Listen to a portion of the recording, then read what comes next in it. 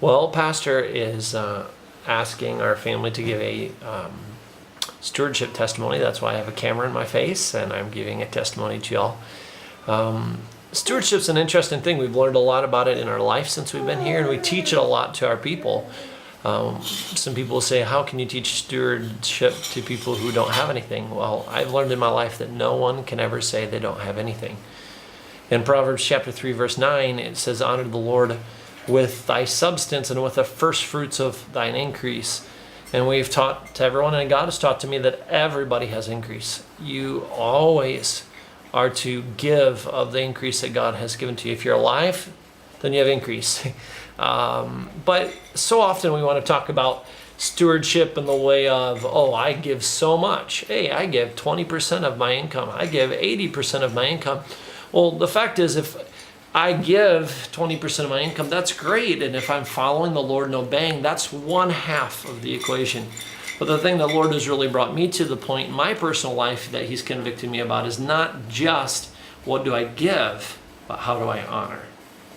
See, I give, but I also have the other part. But the other part's not for me. So often it's like, well, I gave my tithe, I gave this, I gave that. I'm free. Now I can do whatever I want. I want to get that subscription. I want to do this, that, and the other. But that's not really true if that's not honoring to the Lord. Now, God gives good gifts, and He is a very liberal God, but He also wants us to honor Him. And it's just been a blessing to us to see the Lord teach us that and to continually hone our private use of our money so we can honor the Lord, and then to challenge us in our giving so that we can be better stewards of His money. But I'll give you a couple testimonies. We had a time here a while back where our support, which is sent to us on a monthly basis, is like getting your paycheck once a month.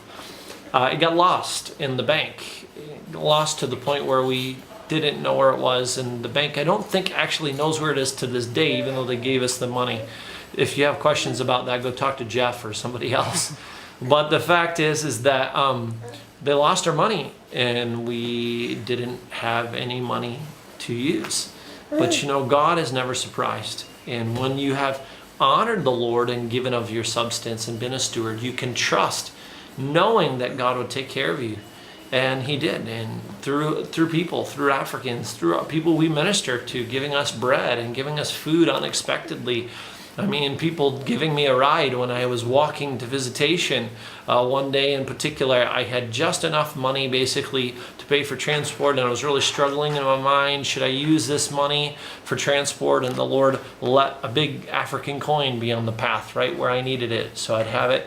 We had people who gave us unexpectedly money, people from here, so we could pay our bills. And you know, God is never late. With Lily's surgery, we saw God just take care of. See, stewardship is more than what you give, because life is more than money. Yes, we need our bills paid, but more importantly, we need to know that God's in control. We saw that. We saw God work through our life. We saw Him take care of Lily and take care of those bills. Not only that, afterwards, taking care of a need we didn't know we were going to really have. We've been without a car for many years, not because we're suffering missionaries, but because that's the way the Lord led us. And the Lord let us meet a French couple who sold us a car at, basically, I felt kind of like a thief kind of price, but they were leaving the country, so I guess it's okay, right?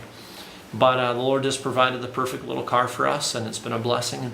So God just constantly meets our needs, all the way down to some things. Even my wife has been praying about food-wise and different things, just wants. But what's so neat is when you honor the Lord, He loves to do good things.